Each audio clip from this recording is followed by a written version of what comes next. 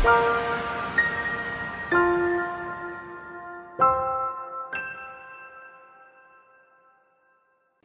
please stand.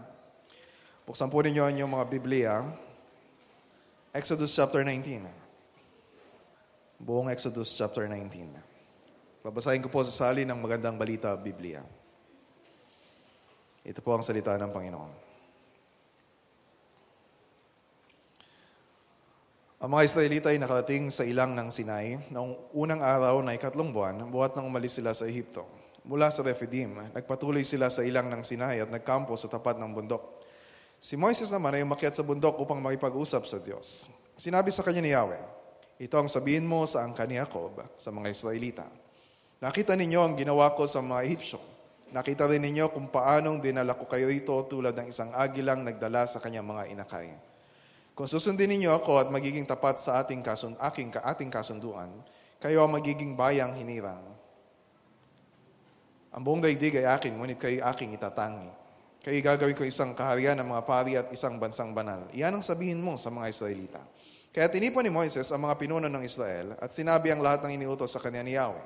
Sila na may sabay-sabay na sumagot, susundin namin ang lahat ng iniutos ni Yahweh. Si Moises ay nagbalik kay Yahweh at sinabi ang tugon ng mga tao. Sinabi ni Yahweh kay Moises, magsasalita ako sa iyo mula sa makapal na ulap upang marinig ng mga tao at nang sila'y maniwala sa iyo habang panahon. At sinabi ni Moises kay Yahweh ang pasya ng mga tao.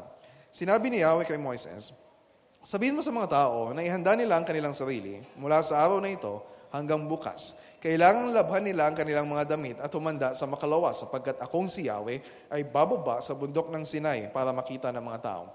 Lagyan mo ng hangganan ng paligid ng bundok at sabihin mo sa kanilang huwag aakyat sa bundok ni hahawakan ang anumang nasa loob ng hangganan.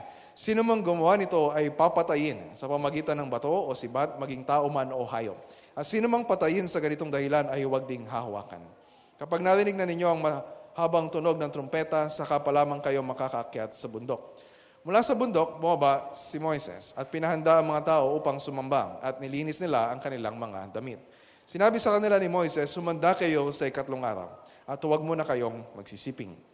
Kinaumagahan na 3 araw ay kumulog at kumidlan. Ang bundok ay nabalot ng makapal na ulap at narinig ang isang malakas na tunog ng trumpeta. Nanginig sa takot ang lahat ng tao sa buong kampo. Pinangunahan ni Moises sa mga tao papunta sa paanan ng bundok upang humarap sa Diyos. Ang bundok ng Sinai ay nababalot ng usok sapagkat bumaba si Yahweh sa anyo ng apoy. Tumaas ang usok tulad ng usok ng isang pugon at nayanig ang bundok. Palakas ng palakas ang tunog ng tambuli. Nagsalita si Moises at sumagot sa kanya ang Diyos sa pamamagitan ng kulog. Bumaba si Yahweh sa tuktok ng bundok ng Sinai at pinakyat niya roon si Moises. Sinabi niya, bumaba ka at sabihin mo sa mga tao na huwag lalampas ng hangganan upang makita ko sapagkat marami ang mamamatay. Pati ang mga paring lalapit sa akin ay kailangang maglinis ng kanilang sarili. Kung hindi, paparusahan ko sila. Sinabi ni Moises kay Yahweh, hindi po aakyat dito ang mga tao sapagkat pinalagyan na ninyo ng hangganan ng paligid ng bundok at itinuturing naming banal ang nakapaloob doon. Sinabi ni Yahweh, bumaba ka at isama mo dito si Aaron. At ang mga pari at ang mga tao ay huwag mong palalampasin sa hangganan. Sino mang lumampas ay parurusahan ko. Bumaba nga si Moises at sinabi ito sa mga tao. Ito po ang salita ng Panginoon. Maaari na po kayo mo po.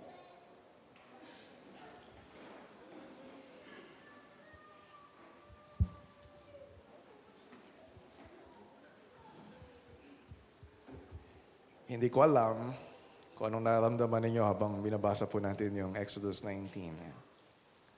Obviously, may kinalaman ito sa relasyon ng mga Israelita kay Yahweh. At tayo bilang mga anak ng Diyos ay meron ding relasyon o ugnayan sa Diyos. Nagsasalita ang Diyos, nakikinig tayo. Nagbibigay ng utos ang Diyos, sumusunod tayo. Ang Diyos ang lumikha sa atin, ang Diyos ang nagligtas sa atin. So narito tayo ngayon para sumamba sa Kanya. Pero kahit matagal na tayong Kristiyano, dapat tanungin pa rin natin yung sarili natin. Do we realize kung anong ibig sabihin nitong relasyon natin sa Panginoon? Take for example, yung ginagawa natin every Sunday morning. Kapag linggo ng umaga, gumagaya ka kasama yung mga anak mo na nahihirapan ka din na sila ay igayak o kaya gisingin kapag umaga.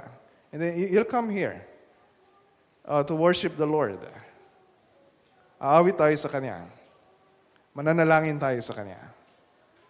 Magbibigay tayo ng mga offerings bilang pagsamba sa Kanya. Ngayon, nakikinig tayo sa pangaral ng salita ng Diyos. And this is not just a gathering. Hindi lang ito pagtitipon na makakasama natin, yung mga kapatid natin kay Kristo. This is a worship gathering. Tayo po ay haharap sa Diyos. Naintindihan ba natin kung ano yung ginagawa natin every Sunday morning? And so, binasa natin yung Exodus 19. And alam natin yung mga kasunod na mangyayari. Exodus 20 hanggang Exodus 23 ay magsasalita ang Diyos sa Israel. Nandun na sila sa Mount Sinai. At mamamalagi sila dito ng ilang araw lang, short of 1 year. Ito yung section ng Exodus, Leviticus, hanggang first part ng Numbers na tinatawag na giving of the law. Pero hindi natin dapat ma-miss yung importance ng Exodus 19. Minsan nakafocus lang tayo na ito yung mga utos ng Diyos na ibinigay sa Israel. Ano yung mga utos ng Diyos sa atin? Dapat pa rin ba natin sundin yung mga utos na binigay ng Diyos sa Israel? Ano yung mga utos ng Diyos sa atin na dapat nating sundin? Pero we're missing yung significance ng context ng giving of the law kapag diretso tayo sa Exodus 20. So kung pag-aaralan natin yung Exodus 19, makita natin na ganito yung simula. Verse 1. Ang mga Israelita ay nakating sa ilang ng Sinai noong unang araw ng 3 buwan, buhat nang umalis sila sa Ehipto. Mula sa Rephidim, nagpatuloy sila sa ilang ng Sinai at nagkampo sa tapat ng bundok.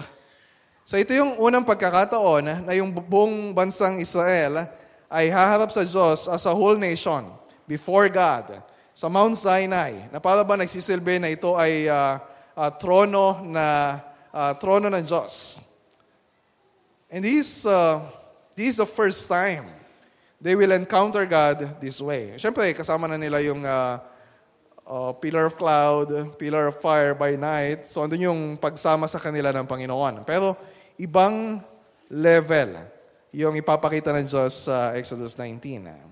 At ang gusto ng Diyos, hindi lang si Moises yung nakakausap niya. Ang gusto ng Diyos, hindi lang si Moises yung haharap sa Diyos. Although, si Moises, sabi sa verse 3, si Moises naman ay umakyat sa bundok upang makipag-usap sa Diyos. Eh, hindi ito yung first time. Kasi Moises ay nakipag-usap sa Diyos. Hindi ito yung first encounter ni Moises kay Yahweh. Saan yung first time? Exodus 3, as burning bush. So ngayon nakita natin na hindi lang si Moises yung gusto ng Diyos na harapin. Gusto niyang harapin buong Israel. And hindi lang yon, gusto nung kausapin ng Diyos yung buong Israel. Although, yung simula ng passage natin, ay merong papasabi ang Diyos kay Moises. Sabi sa verse 3, sinabi sa kanya ni Yahweh, ito ang sabihin mo sa angkan ni Jacob sa mga Israelita. Pero, at this point, magsasalita din ang Diyos kay Moises sa paraan na maririnig ng lahat. Kung ano yung sinasabi niya. Skip sa verse 9. Sabi ng Diyos, magsasalita ako sa iyo upang marinig ng mga tao. And in verse 11, hindi lang siya magsasalita, magpapakita siya sa mga Israelita. Sabi sa verse 11, akong si Yahweh ay bababa sa bundok ng Sinai para makita ng mga tao. Anong significance nito sa atin? Wala naman tayo sa Mount Sinai. Hindi naman siguro biglang magpapakita ang Diyos sa kalagitnaan natin na nagliliyab na apoy. Pero this is also very significant sa ginagawa natin every Sunday morning. When you look at Deuteronomy, ilang beses doon na binanggit ni Moises, recalling, yung nangyari sa Exodus 19, at tinawag niya yung araw na ito na yung Israelita ay nasa paanan ng bundok ng Sinai at nagpakita ang Diyos as a day of assembly. Siguro narinig na ninyo minsan when I preach dun sa nakaraang sermon series natin sa Life Together, na yung word na assembly, dito sa Old Testament, ay galing sa salitang kahal. Na ang katumbas sa Greek ay yung word na ecclesia. Kung saan ang galing yung word natin na iglesia or church na ang ibig sabihin ay pagtitipon. Of course, higit pa sa pagtitipon. Pero yung basic meaning ay pagtitipon. Assembleya. So this is significant for us. We call this day the Lord's Day for a very significant reason. Para maalala natin na hindi lang ito basta nagsasama-sama tayo para magtipon. Ito ay araw ng Panginoon. Ito ay araw na haharap tayo sa Diyos para sumamba sa Kanya. And so, kailangan maalala ng Israel. Bago ibigay ng Diyos yung Ten Commandments sa Exodus 20, na yung pinakamahalagang question ay hindi lang yung ano ba yung mga utos ng Diyos na dapat nating sundin. Kundi yung pinakamahalaga sa lahat ay sino ba yung Diyos na nagsasalita sa atin? At anong klaseng relasyon yung nais niya para sa bawat isa sa atin? Bakit mahalagang sagutin natin ngayon? Kilala naman natin ang Diyos eh. Alam naman natin kung ano yung gusto ng Diyos sa atin. But just try to observe. Ano nangyayari sa maraming mga churches ngayon? Try ninyong bumisita. Magpaalam kayo kung bibisita kayo. Try ninyong bumisita sa ibang mga churches. Or kapag napunta kayo sa ibang lugar, attend kayo sa ibang church. Ano mapapansin ninyo? Obserbahan niyo yung mga nangyayaring trends sa maraming mga churches ngayon. Nagiging casual yung approach sa worship. Yung klase ng mga tugtugan, yung mga elements sa service, nagiging parang entertaining para sa mga tao. Siyempre, para bumalik yung mga tao, para bumalik yung mga bago, para maging attractive sa mga kabataan. Ang nagiging overriding concern ng maraming mga churches ay para bumalik yung mga tao sa church. Hindi kung ano ba yung gusto ng Diyos na gawin natin sa pagsamba sa Kanya. And even kahit sa church natin, marami sa atin matagal na mga Christians. Ilang Sunday na yung nadadaluhan mo para sumamba sa Panginoon. Di ba? May mga pagkakataon, maybe you feel this right now. Nagkakaroon tayo ng tinatawag na over-familiarity. Over-familiarity. Ano ibig sabihin? We're so used to what we're doing. Na dumating yung pagkakataon na imbis na mas maging mataas yung pagtingin natin sa Diyos, parang binababa natin siya sa level na para lang isang ordinaryong tao, para lang kaibigan natin. So nagiging casual. Or kaya nagiging habitual na lang sa iba because ina-expect tayo na every week attend tayo sa church, so nagiging habitual. Or we may be doing this for the wrong reasons. Hindi na talaga para sa pagsamba sa Panginoon.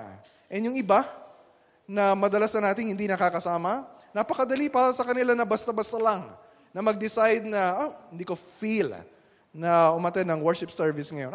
Meron ako pupuntahan, meron ako ibang gagawin. And this is more exciting kaysa sa ginagawa every Sunday. Lumiliit ang pagkilala natin sa Diyos na sinasabi natin na karapat-dapat sambahin. So anong mas kailangan natin? Kailangan natin siyempre yung listahan ng mga utos ng Diyos, mahalaga yun. Pero meron tayong mas higit na kailangan. We need a new encounter with the Holy God. So as we continue sa Exodus 19, so mula sa verse 1 hanggang verse 25, meron ka mapapansin dyan na salita na paulit-ulit na binanggit. Sa English ay holy. So verse 6. Or yung kahawig ng salita na yon ay consecrate sa English. Or yung paghahanda para humarap sa Diyos. Na parehong galing sa same root word sa Hebrew na kadash. Holy, consecrate, verse 10, verse 11, verse 22, verse 23. Na yung ibig sabihin ay set apart or sacred or nakahiwalay sa ordinaryong gawain. Nakahiwalay sa ordinaryong bagay. Nakahiwalay sa mga bagay na marumi, sa mga bagay na impure. So set apart for extraordinary use. So kung pag-usapan natin yung holiness na may kinalaman sa relasyon natin sa Panginoon, ibig sabihin, ito yung ibig sabihin ng belonging to God. Ito yung kailangan gawin para tayo ay maging acceptable sa paglapit sa Diyos. So yung pagsamba at pagharap natin sa Diyos, hindi pwedeng we design our worship services na katulad lang ng ginagawa ng mga non-Christians. Hindi rin pwede na basta-basta lang tayo nasasamba sa Panginoon na para bang basta-basta lang yung Diyos na sinasamba natin. Or tayo magde-decide kung ano yung gusto natin, kung ano yung feel natin, kung ano yung preferences natin. Kung ano yung acceptable sa atin. So when you read Exodus 19, Exodus 20, ito ay nakapattern sa isang covenant na familiar yung mga tao sa ancient Near East, katulad ng Israel, Canaan, so yung Middle Eastern area na yon, they're familiar with this form of covenant na sa pagitan ng hari at yung hari na nasasakupan niya. Yung suzerain vassal treaty. Ibig sabihin, yung hari na yon, hindi kapantay yung mga tao na nasasakupan niya. And ganito din yung dapat na makita ng mga Israelita. Ganito din yung dapat na makita natin when God initiates His covenant with us. Sino yung magsaset ng terms? Sino yung magsasabi kung ano yung kondisyon na dapat natin gawin sa covenant? God does not accept suggestions dito sa covenant. God alone sets the term ng covenant. Hindi niya tatanungin yung mga Israelita na, okay, these are my terms. Acceptable ba ito sa inyo? Meron ba kayong suggestions? Do you want to modify? Hindi ba kayo komportable dito sa sinasabi ko? Pag-usapan natin. No. Verse 3, ito ang sabihin mo sa angkan ni Jacob. Verse 6, iyan ang sabihin mo sa mga Israelita. So, anong gusto ng Diyos na mangyari dito? Bakit mayroong covenant? Bakit siya nakipag-covenant sa Israel? So, tingnan natin yung verses 4 to 6. And nakasummarize doon, ito yung gusto ng Diyos na mangyari. And of course, spelled out in more detail mula Exodus 20 hanggang Leviticus, dulo ng Leviticus. Pero ito yung summary, yung 3 verses, 4 to 6. Sa English, you yourselves have seen what I did to the Egyptians, and how I bore you on eagle's wings and brought you to myself. Now therefore, if you will indeed obey my voice and keep my covenant, you shall be my treasured possession among all peoples. For all the earth is mine, and you shall be to me a kingdom of priests and a holy nation. These are the words that you shall speak to the people of Israel. So ito yung pinapasabi ng Diyos kay Moises. Ano sabi ng Diyos sa verse 5? Merong kondisyon. Ang gusto ng Diyos ay lubos na sumunod ang mga Israelita sa Kanya. Verse 5, kung lubos ninyong akong susundin, at tutuparin ang aking kasunduan. So mayroong condition para maranasan nila yung covenant blessings or yung joy, yung blessing ng relationship na meron sila sa Panginoon. Pero pag naririnig natin yung ganitong condition, wag nating iisipin na yung obedience nila, yung faithfulness nila, yung paraan para sila ay makalapit sa Diyos o magkaroon ng relasyon sa Diyos.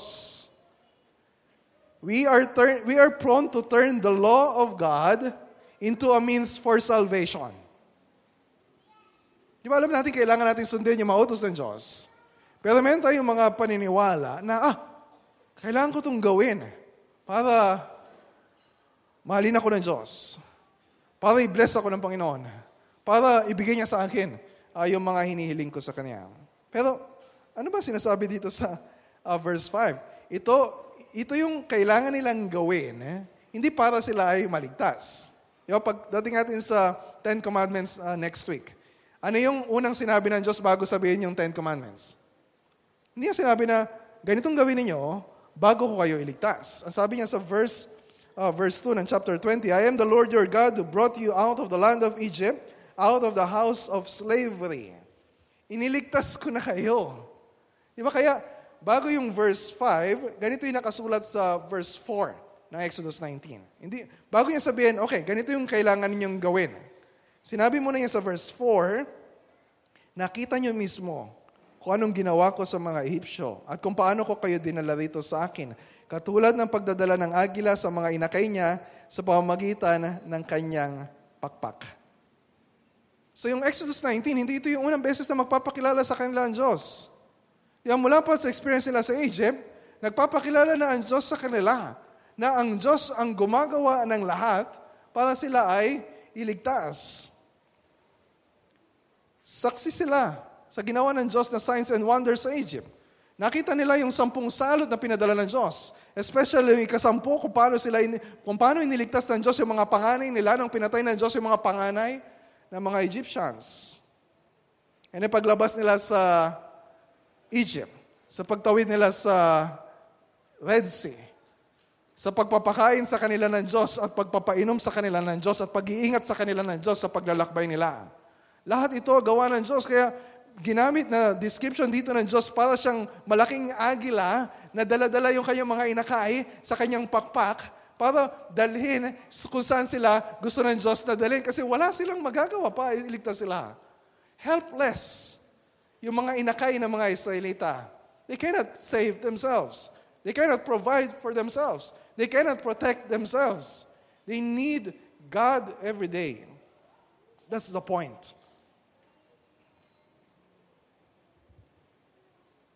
At yung nangyari sa Exodus 19, ay katuparan ng pangako ng Diyos sa Exodus 3:12.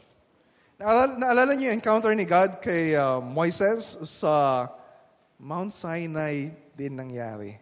Yung sa burning bush, Mount Horeb, Mount Sinai.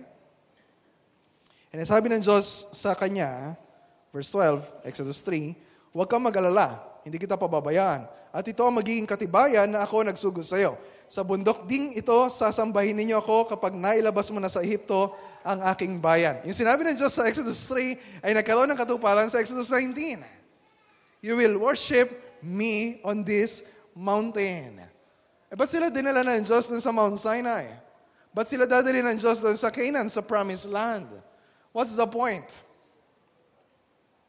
What's the point of their redemption? What's the point of this covenant? Para sambahin ng Diyos. Para ilapit sila sa Diyos. Not just to give them an easy life. Hirap na kayo sa Egypt. Papaayusin ko ang buhay ninyo. No. How I brought you to myself. Sabi sa verse 4. Ito rin yung nais ng Diyos sa pagliligtas sa atin. Niligtas tayo ng Diyos hindi lang para mapatawad yung mga kasalanan natin. Niligtas tayo ng Diyos para hindi lang tayo iligtas sa apoy ng impyerno. Niligtas tayo ng Diyos hindi lang para solusyonan lahat ng problema natin sa buhay. Niligtas tayo ng Diyos para iharap tayo sa Kanya. Bakit namatay si Kristo para sa ating mga makasalanan? 1 Peter chapter 3 verse 18. That He might bring us to God.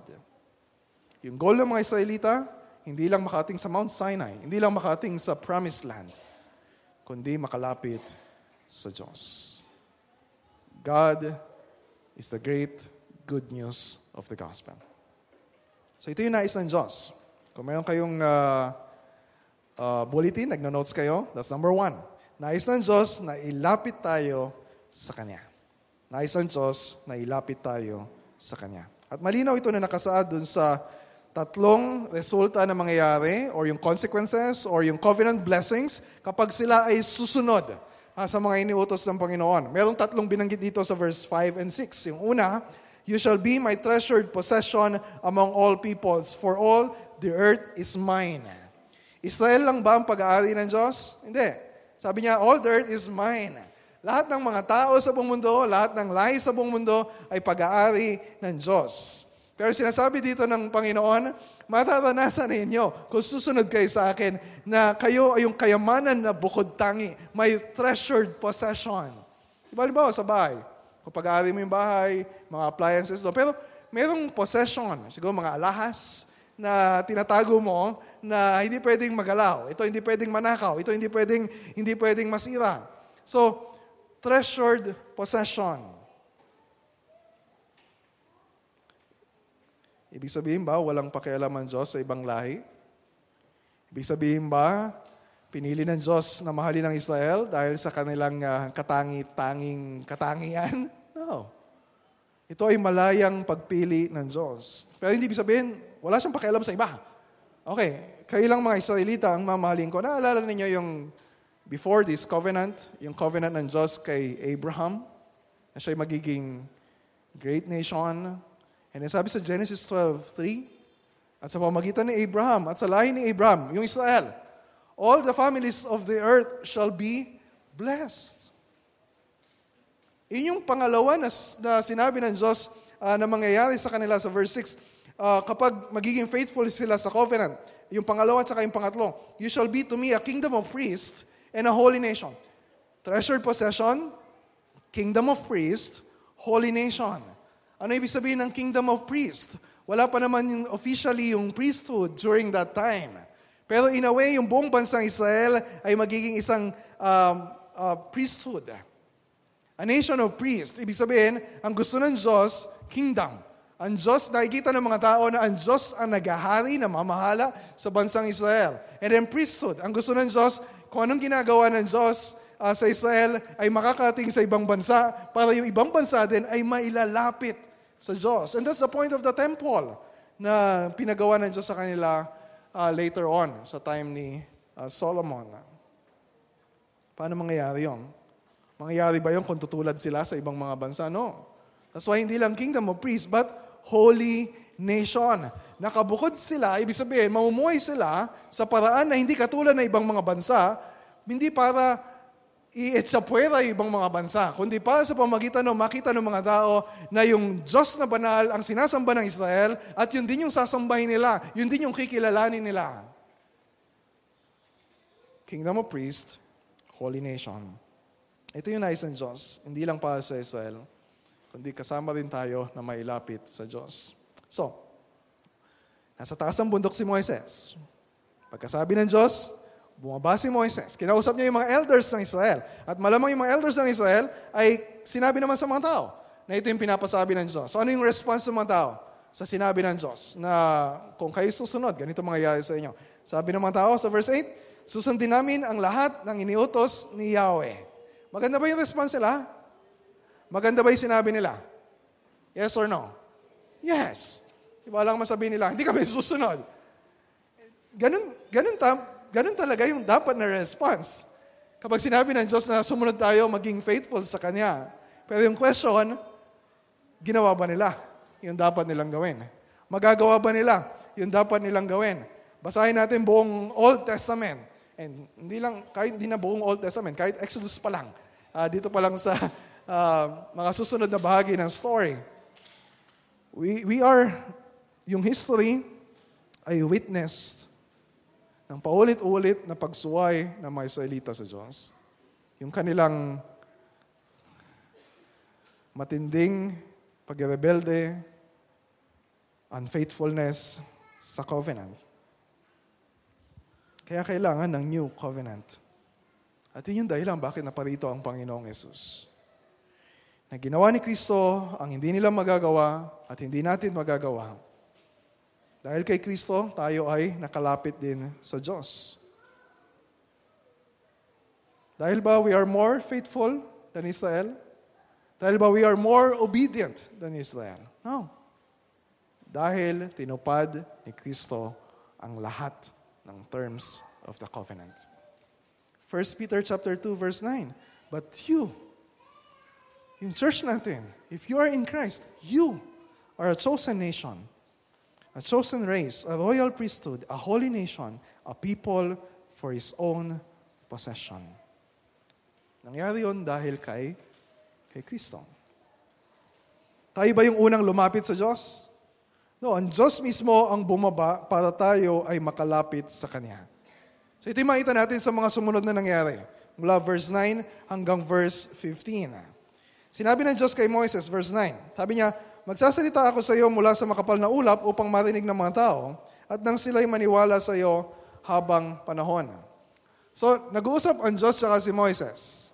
Hindi naman alam ng mga Israelita yung pinag-uusapan nila. Pero this time, ang gusto ng Diyos mangyari, okay, kakausapin kita. Pero hindi na ito private conversation. Yung conversation na ito will be amplified. Maririnig ng milyong-milyong mga Israelita kung anong sasabihin ko sa iyo. Bakit? Mayroong reason. Dahil yung mga Israelita, palagi hindi sila naniniwala kay Moises. Nagdududa sila sa leadership ng Moises. So, kung anong sasabihin ni Moises sa kanila, malinaw na hindi ito idea or opinion ni Moises. Ito ay salita mismo ng Diyos. At ganito yung ginagawa ng Diyos every time we listen sa faithful preaching of the Word. And the Holy Spirit is at work sa heart natin habang nakikinig tayo at sinasabi natin, hindi ito salita ng tao, hindi ito salita ng tao. This is the very Word of God. Yung sinabi ni Paul sa 1 Thessalonians 2:13. So, marinig nila yung boses ng Diyos. Marinig nila ang Diyos magpapakita rin sa kanila ang Diyos. Verse 11, Akong si Yahweh ay bababa sa bundok ng Sinai para makita ng mga tao. Nakikita ba ang Diyos? Di ba ang Diyos ay Espiritu? Ibig sabihin, invisible. Walang katawan, walang form, walang shape na makikita ng naked eyes ng mga tao. Maliban na lang kung siya ay ipapakita niya yung sarili niya in a form ng isa sa kanyang mga nilikha. So ito yung tinatawag na theophany, pagpapakita ng Diyos. Pero, kapag nakita natin ang Diyos with our bare eyes, delikado. Nakita na kayo sa Manila, kapag mayroong mga malalaking highway, mayroong nakalagay na sign, gusto mong tumawid. Ayaw mong pumunta dun sa malayong overpass tsaka mataas. So mayroon nakalagay na sign. Nakamamatay ang pagtawid dito. Ayaw pa rin sumunod ng mga tao. Binago na yung sign. May namatay na dito. Pero kung magaling ka pa rin talaga makipagkairan sa mga mabibilis na sasakyan, pwede ka pa rin mabuhay. Okay? Pero delikado. Pero yung pinag-uusapan natin dito na enkwentro nila sa Diyos, sigurado na sila ay mamamatay. Sabi, yun yung warning ng Diyos sa verse 21. Marami ang mamamatay kapag nakita siya ng mga tao. Sabi niya kay Moises, sa chapter 33, verse 20, Hindi mo maaaring makita ang aking mukha sapagkat tiyak na mamamatay ang sino mang makakita niyon. Ano ibig sabihin? Hindi tayo pwedeng basta-basta lumapit sa Diyos. Hindi pwedeng basta-basta magpakita sa atin ng Diyos without us being consumed. Gusto mong makipagkita sa presidente na nasa Malacanang? Hindi ka pwedeng basta-basta pumasok doon. Malayo ka pa lang, haharangin ka na ng presidential security. Maliban na lang kung meron kang appointment. Maliban na lang kung pinatawag ka para humarap sa Kanya. So paano pa kung Diyos ang lalapitan mo? You cannot cross the line. There are boundaries. Or you will die. Kaya sabi ng Diyos kay Moises, verse 12-13, Lagyan mo ng hangganan ng paligid ng bundok. So mayroong boundary, may bakod. At sabihin mo sa kanilang huwag aakyat sa bundok, nihahawakan ng anumang nasa loob ng hangganan. Sino mang gumawa nito ay papatayin sa pamamagitan ng bato o sibat, maging tao man o hayop. At sino mang patayin sa ganitong dahilan ay huwag ding hahawakan. Kapag narinig na ninyo ang mahabang tunog ng trumpeta, saka pa lamang kayo makakaakyat sa bundok. Maliban na lang kung ipapatawag din sila ng Diyos na humarap sa Kanya. Pero sa paglapit nila sa Diyos, kailangan nakahanda. Hindi rin basta-basta. Sugod. No. So kaya ganito yung pinapasabi ng Diyos, meron silang dapat gawin. Sa ikatlong araw, God will show up.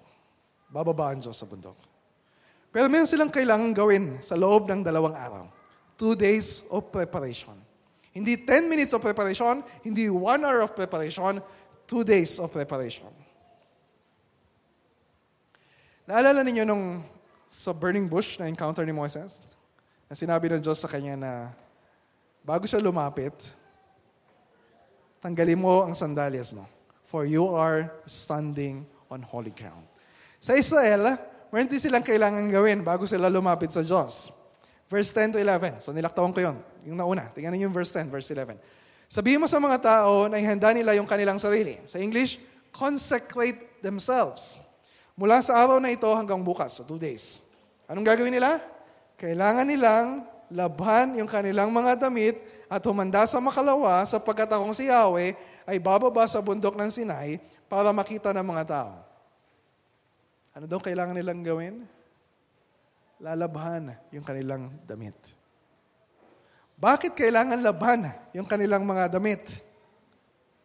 Malamang, marumi yung kanilang mga suot. Pero bakit kailangan malinis yung kanilang mga suot bago sila humarap sa Panginoon? May allergy ba yung Diyos? Mababahing ba siya kapag mabaho sila? Will God be affected kapag nakita niya na marumi yung suot ng mga tao? Walang sinabi sa story kung bakit. Basta sinabi ng Diyos na yun yung gustong niyang gawin ng mga tao.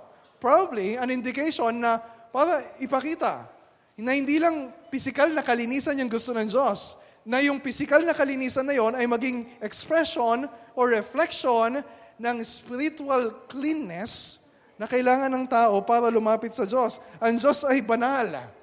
Walang karumihan sa Diyos, walang kasalanan sa Diyos, walang kapintasan sa Diyos. Paano tayo haharap sa Kanya? Tayo mga makasalanan, tayo maruming makasalanan. Ano sabi sa Psalm 24 verse 3-4? Sinong aakyat sa bundok ng Panginoon?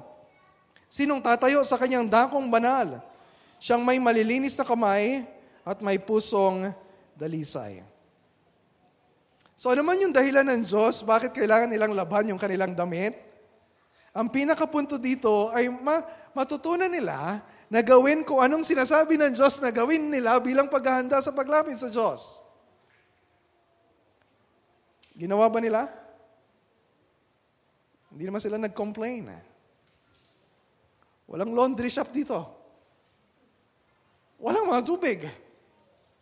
Walang mga sabon.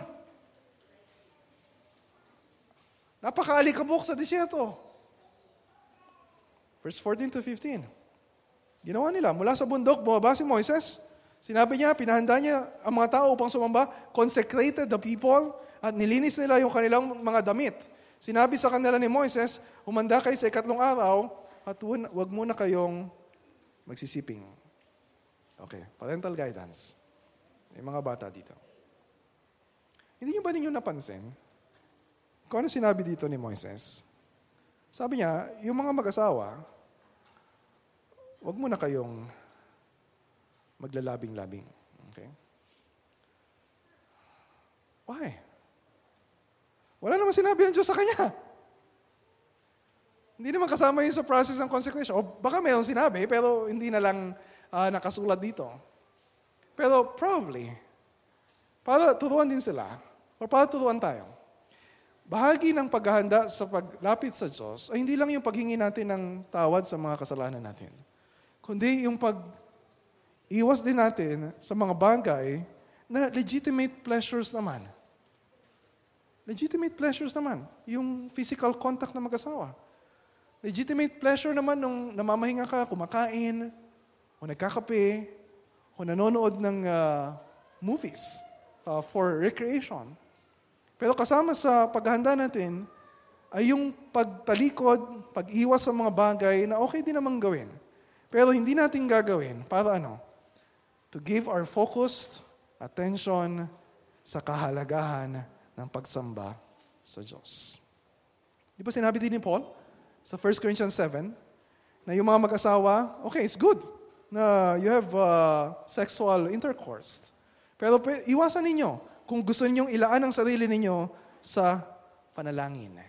And ganito din yung sinasabi ni Moises sa mga tao. Ibig sabihin, hindi basta-basta ang pagharap sa Diyos. Pakinggan po ninyo mabuti. Hindi basta-basta yung pagharap sa Diyos. Kailangan paghandaang mabuti. Sa atin, madali lang. Madali lang. Siyempre, kailangan nalaban yung damit natin. Wala tayong problema. Hindi naman kayo nagsusot ng damit na 3 araw na ninyong suot at umaamoy pa. Diba? May mga laundry shop naman na pwede tayong magpalaba. Hindi naman tayo pupunta sa church na 1 linggo na hindi naliligo. Pero para sa mga Israelita, it's very difficult during that time. Hindi sila pwede maligo araw-araw. Hindi sila pwede maglaba araw-araw. At kung maglalaba sila dalawang araw, isipin nyo kung gaano karami yung tao. Napipila saan man meron tubig, tapos maglalaba sila. That's difficult. Yung parang, pwede bang wag na lang gawin? Pwede bang kusutin na lang, pagpagin yung mga alikabok? Hindi pwede. And even you need to deny yourselves yung legitimate pleasures para maging buong-buo ang atensyon sa pagsamba sa Diyos. Anong nais ng Diyos dito? In consecrating ourselves sa pagsamba sa Kanya. Nais ng Diyos na maging handa. So that's fill in the blanks sa notes niyo. Nais ng Diyos na maging handa tayo sa paglapit sa Kanya. Bakit this is an important lesson for us as well? We can be so casual sa pagsamba natin sa Diyos. Yes, sasabihin natin, malapit tayo sa Diyos. We have close friendship with God. Close kami ni Lord. Body kami ni Lord. Pero wag natin siya ituturing. Na para bang kaklase mo lang o kaibigan mo sa church, nakasama mo nagkakape sa Starbucks. He is God. He is King of Kings. He is Lord of Lords. He is the Creator of the whole universe. So yung question sa atin, pinaghahandaan mo ba ang pagsamba sa Kanya sa bawat linggo na nagtitipon tayo as a church? Do you read the Word of God every day? Para yung mind natin ay saturated with the Word of God and we are ready pag makikinig tayo ng salita ng Panginoon every Sunday. Do we come to the Lord na araw-araw humihingi ng tawad sa Kanya sa mga kasalanan natin para pagdating natin na araw ng linggo, we are prepared na sama-sama din na hingi ng tawad yung mga kasalanan natin sa Panginoon? Do we pray with our families every day? Para kapag kasama natin sila sa bawat linggo, hindi ito yung unang pagkakataon sa isang linggo na magkakasama tayo na mananalangin sa Diyos. Pinaghahandaan ba natin kung anong oras tayo matutulog ng Sabado? Pinaghahandaan ba natin kung anong oras tayo gigising ng linggo? So we can come prepared at hindi nagmamadali kapag Sunday. Do we prepare to meet our God every Sunday? Or we're growing or nagiging casual yung approach natin sa pagsamba sa Panginoon. Maraming mga Christians, and some of us are not exempted, na nagiging basta-basta yung pagsamba sa Diyos. Bakit? Kasi we don't fully realize ano yung ibig sabihin na tayo ay haharap sa Diyos. Hindi natin lubos na naiintindihan anong ibig sabihin ng pagharap sa Diyos. So ito yung sumunod na nangyari. Nakipagharap ang mga Israelita sa Diyos. Verses 16 to 20. Just try to imagine. Try to imagine. Isa ka sa mga Israelita. Lahat sila. Hindi lang mga matatanda. Pati mga bata. Hindi lang mga lalaki. Kundi pati mga babae. Nandun sa paanan ng bundok, bababa ang Diyos, magpapakita sa kanila ang Diyos. Clearly, ito ay isang theophany, pagpapakita ng Diyos. May kulog, may kidlat, may malakas na tunog ng trumpeta, may makapal na usok, may pagyanig ng bundok. Ito yung burning bush experience ng buong Israel. And try to picture, nandun ka sa lugar na yon. Pakinggan mo ulit yung verse 16 to 20, yung binasa natin kanina. And this time, try to feel what's happening. Kinaumagahan ay 3 araw, ay kumulog at kumidlat. Ang bundok ay nabalot ng makapal na ulap at narinig ang isang malakas na tunog ng trumpeta. Nanginig sa takot ang lahat ng tao sa buong kampo. Pinangunahan ni Moises ang mga tao papunta sa paanan ng bundok upang humarap sa Diyos. Ang bundok ng Sinai ay nababalot ng usok sapagkat bumaba si Yahweh sa anyo ng apoy. Tumaas ang usok tulad ng usok ng isang pugon at nayanig ang bundok. Palakas ng palakas ang tunog ng tambuli.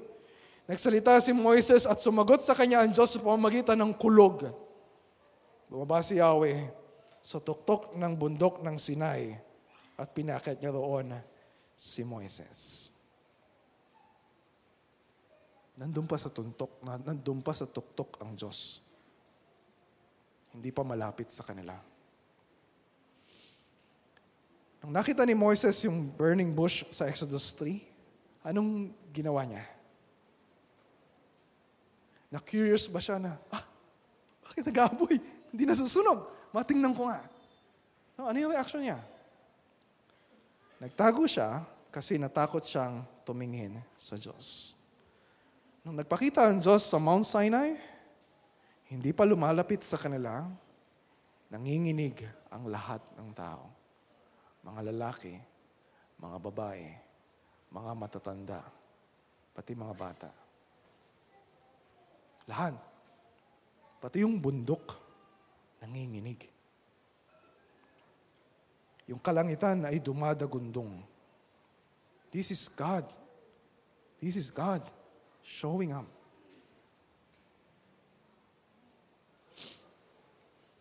So bago nila tanggapin yung 10 utos sa Exodus 20, heto muna yung kailangan nilang maranasan. Ito muna yung kailangan nilang makita. Yung kakilakilabot na presensya ng Diyos. Diyos na banal, Diyos na makapangyarihan, Diyos na nagliliyab sa kanyang kadakilaan.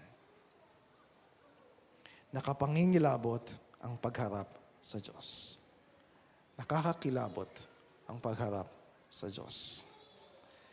Naalala mo ba, kung kailan yung huli kang kinilabutan? Siguro, naalala niyo yung bagyong Ulysses? Sa lakas ng hampas ng hangin, yung kisame ng bubong namin sa labas ay nagliliparan isa-isa. Yung bubong ng kapitbahay namin ay napunta sa bakuran namin. At pagkatapos nun, every time na merong malakas na kulog, merong malakas na hangin, nandun pa rin yung panginginig sa katawan ko na maulit yung nangyari na yun.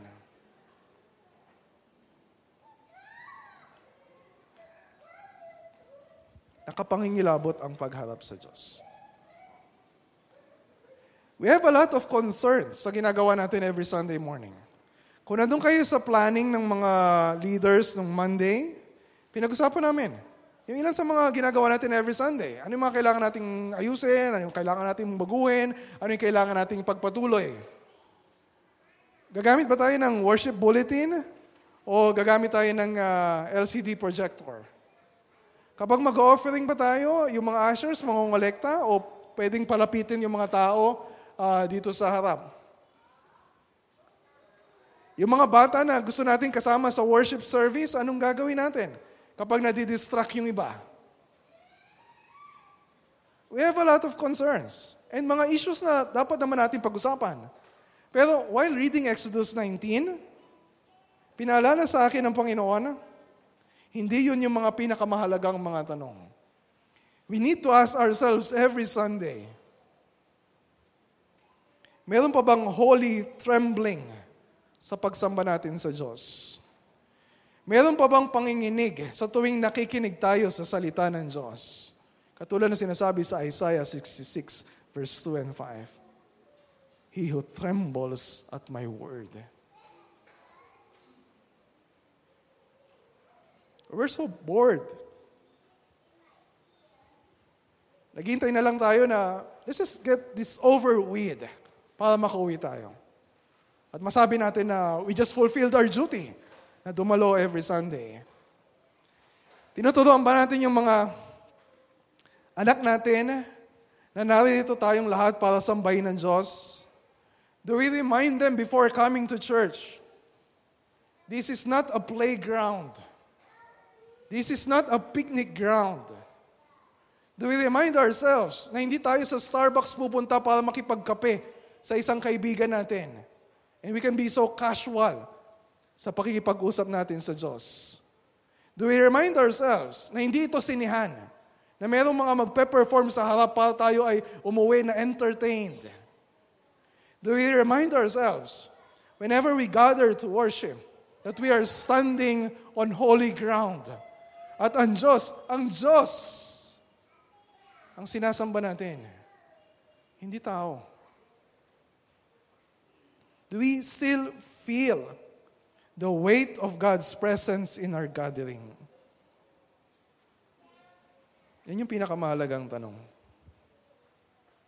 Nakakakilabot yung pagharap sa Diyos. If God will show up, delikado yung presensya ng Diyos. Yung nangyari sa Israel, this is not just a show of force para takutin sila. This is really deadly. This is devastating. Sinabi ko na kanina, ulitin ko ulit. And this is the fourth point. Kamatayan ang kahahantungan ng paglapit sa Diyos. Kaya nagbigay na naman ng warning ang Diyos. Sabi niya kay Moises sa verse 21, bumaba ka at sabihin mo sa mga tao na huwag lalampas ng hangganan upang makita ako sapagkat marami ang mamamatay. Hindi ito pananakot lang. Parang nanay na tinatakot yung kanyang anak para sumunod sa kanya. Na hindi naman kayang tuparin yung kanyang threats.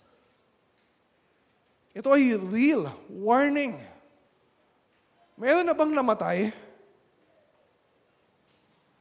nang lumapit sa Diyos nang hindi niya pinapahintulutan o sa paraan na hindi kalugod-lugod sa Panginoon? 1 Samuel chapter 6 verse 19. Merong mga lalaki sa Beth-Shemesh na tumingin doon sa Ark of the Covenant. Pag-aaralan natin yung Ark of the Covenant later on. Na symbolic ng glorious presence ni Yahweh. Tumingin sila doon sa Ark of the Covenant na hindi nila dapat tingnan. 70 men, 70 mga lalaki ang pinatay ni Yahweh. Mga leaders ng Israel, hindi sila exempted. Kaya sabi sa text natin sa verse 22, pati ang mga paring lalapit sa akin ay kailangan maglinis ng kanilang sarili. They must consecrate themselves. Kung hindi, paparusahan ko sila. So wala pang priesthood during that time.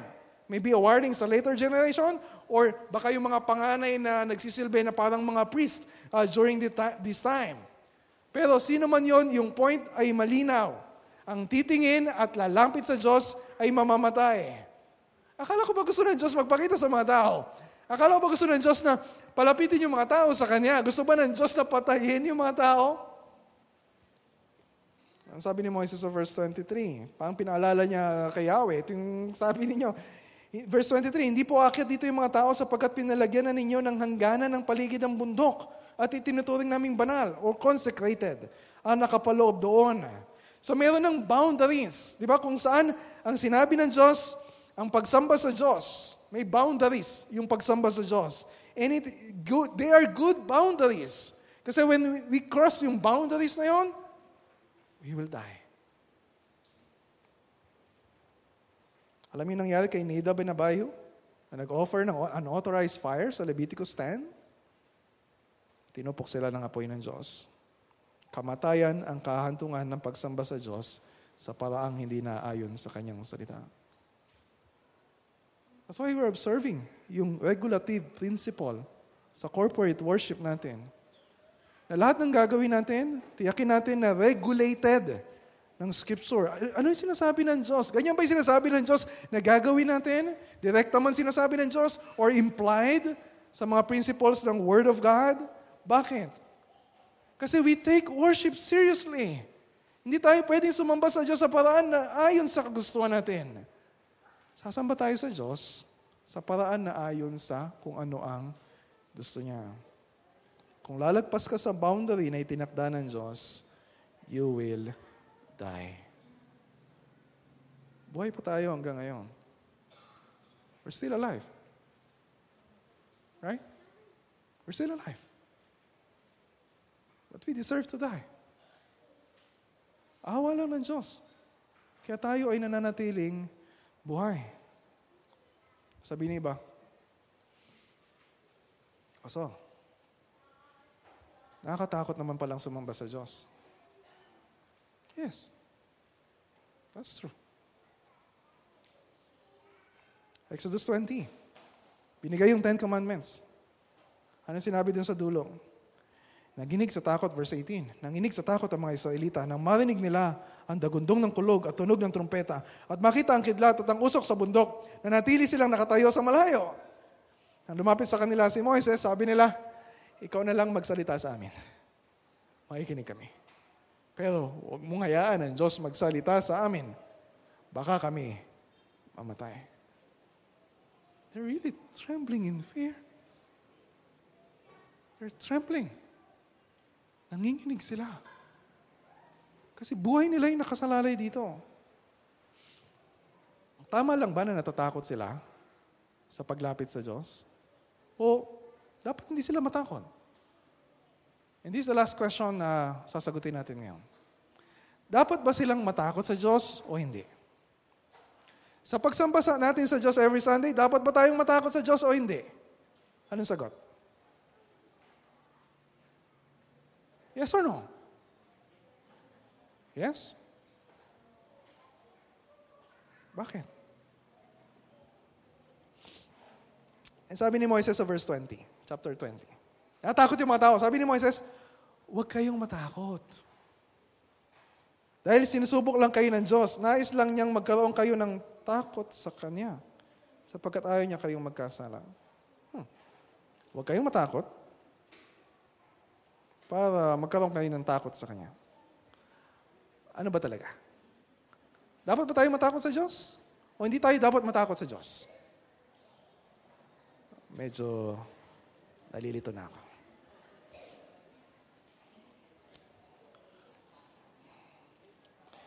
Nanatiling malayo yung mga tao sa Diyos.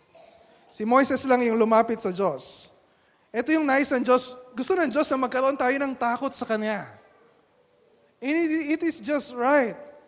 Pero yung takot sa Diyos na hindi magiging dahilan para tayo ay lumayo sa Kanya. Na mas nakakatakot na mangyari kung tayo ay lalayo sa Kanya.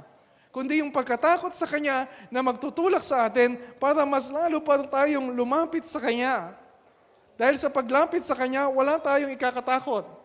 Teka, di ba kasabi ko lang kanina, pag lumapit sa Diyos, mamamatay. Kapag nakita ang Diyos, mamamatay. That's why we need a mediator. Kailangan ng tagapamagitan. And yun yung role ni Moises. Siya ay lumalapit sa Diyos. Siya ay nakikipag-usap sa Diyos. Balikan natin yung dulo ng Exodus 19, verse 24. Sabi ng Diyos kay Moises, bumaba ka at isama mo dito si Aaron. At ang mga pari at mga tao ay huwag mong palalampasin sa hangganan. Sino mang lumampas ay paparusahan ko. Parang paulit-ulit ang Diyos na nagsasabi sa kanila, this is really dangerous. Huwag ninyong kakalimutan, this is really dangerous. Anong ginawa ni Moises? Ano yung dulo ng text natin? Verse 25? Bumaba nga si Moises. Nakita niyo ba ang ginagawa dito ni Moises? Hindi madali. Ilang taon na si Moises? 80 years old. Di ba si Nanay Oya? Nahihirapan ng umakyat. Bumaba sa hagdan. Isang beses lang, okay na. Isang beses lang, bumaba, okay na.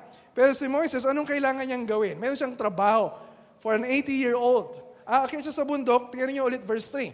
Umakyat siya sa bundok. Verse 7, bumaba siya para kausapin yung mga tao. Verse 8, aakyat siya ulit. Verse 14, bababa ulit. Verse 20, aakyat siya ulit. Tapos sasabihin ng Diyos sa verse 21, bumaba ka ulit.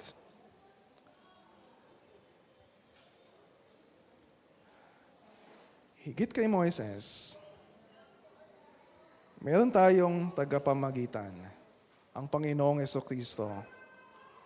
Siya yung nasa langit at meron siyang direct access sa presensya ng Diyos. He is God Himself. Siya yung bumaba rito, naging tao, namatay sa krus, muling nabuhay, umakyat sa langit, at ngayon ay nasa kanang kamay ng Diyos. Para ano? Para tayo na mga makasalanan ay hindi mamatay sa paglapit sa Diyos.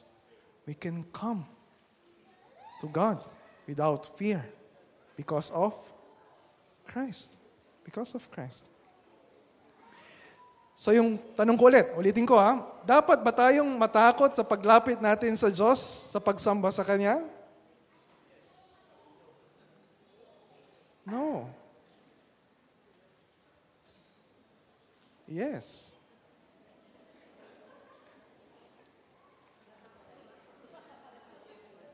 Hebrews chapter 12. Pakinggan niyo mabuti Hebrews chapter 12. Hebrews chapter 12 verse 18 hanggang 24. Hindi kayo lumapit sa isang bundok na nakikita gaya ng mga Israelita sa bundok ng Sinai. Referring to Exodus 19. Ito'y may apoy na nagliliyab, na babalutan ng dilim at may malalakas na hangin. Nakarinig sila roon ng tunog ng trumpeta at ng isang tinig. Na ang tinig na yon ay marinig ng mga tao, nakiusap silang huwag na ito magsalita sa kanila sapagkat hindi nila kayang tanggapin ang utos na ito. Ang sino mang tumapak sa bundok kahit hayop ay babatuhin hanggang sa mamatay. Talagang nakakakilabot ang kanilang natanaw. Kaya't pati si Moises nagsabing, nanginginig ako sa takot. Even Moses. Sa halip. Ito yung kaibahan. Wala tayo sa Mount Sinai. Nasaan tayo? Tayo nasa ibang bundok. Sa halip, ang nilapitan ninyo ay ang bundok ng Zion, Mount Zion. At ang lungsod ng Diyos na buhay, ang Jerusalem sa langit na kinaroroonan ng di mabilang na anghel. Just try to imagine, ganyan yung nangyayari every time we come to God to worship every Sunday. Yung Mount Zion, yung heavenly Jerusalem, yung mga anghel, bumababa mula sa langit at kasama natin na sumasamba. Do we realize that? Or we become so discouraged na bakit ang daming ating upuan ngayon? Angels are worshiping with us. Bumababa ang langit dito sa lupa sa pagsamba natin sa Diyos. Always remember that. Every time. Ang dinalohan ninyo ay masayang pagtitipon ng mga panganay na anak na ang mga pangalan ay nakatala sa langit. Ang nilapitan ninyo ay ang Diyos na hukom ng lahat at ang mga espiritu ng mga taong ginawang ganap. Nilapitan ninyo si Jesus, ang tagapamagitan ng bagong tipan. Hindi yung lumang tipan kay Moises, bagong tipan. At ang dugong iwinisik na may pangako ng mas mabubuting bagay kaysa sa isinisigaw ng dugo ni Abel. Si Abel yung unang pinatay. At marami pang namatay pagkatapos niya. At lahat ng tao ay mamamatay dahil sa kasalanan. Pero wala tayong dapat na ikatakot na kamatayan sa pagharap sa Diyos dahil tayo ay nilinis, nilabhan ng dugo ni Kristo. Dapat ka bang matakot sa paglapit sa Diyos? No. Wala tayong dapat na ikatakot na apoy na tutupok sa atin sa paglapit sa Diyos. If we are in Christ. If. So do you trust Christ? Do you trust Christ? Nagtitiwala ka ba na si Kristo ang lilinis sa iyo, magliligtas sa iyo para ikaw ay makalapit sa Diyos? Dapat ba tayong matakot sa paglapit sa Diyos, sa pagsamba sa Diyos, sa ginagawa natin every Sunday? No. And yes, dapat tayong matakot. Nakalagay din sa Hebrews chapter 12. Huwag kayong matakot, pero matakot kayo. Bakit? Hebrews chapter 12, verse 28 to 29. Kaya magpasalamat tayo sa Diyos sapagkat tumanggap tayo ng isang kahariang hindi nayayanig. Sambahin natin ang Diyos sa paraang kalugod-lugod sa Kanya. May paggalang at pagkatakot sapagkat tunay nga na ating Diyos ay apoy na tumutupok. The Lord Jesus Christ changes everything sa relationship natin sa Panginoon. Pero, ang Diyos ay hindi nagbabago. Kung anong paggalang, kung anong pagkatakot ang nararapat para sa Kanya, sa pagsamba natin sa Kanya, remember Exodus 19. And then also remember Exodus 12. Every time na tayo ay maghahanda, maggagayak sa araw-araw, hanggang Sabado, hanggang Linggo ng umaga, and when we come next Sunday, para sumamba again, kasama yung ating pamilya. Alalahanin natin ito kapag ginagayak din natin yung mga bata, yung mga kasama natin every time we come on Sunday. Pag tulog pa yung mga bata, hindi ikaw ang masusunod. Kailangan mong gumising para sumamba sa Panginoon. God is the one who is in authority here. Hindi mga bata na susunod, hindi tayo ang nasusunod sa pagsamba sa Kanya. Dahil hindi basta-basta ang Diyos na sinasamba natin. Dahil kaya ang pagsamba natin sa Diyos ay hindi rin dapat basta-basta. Let's pray.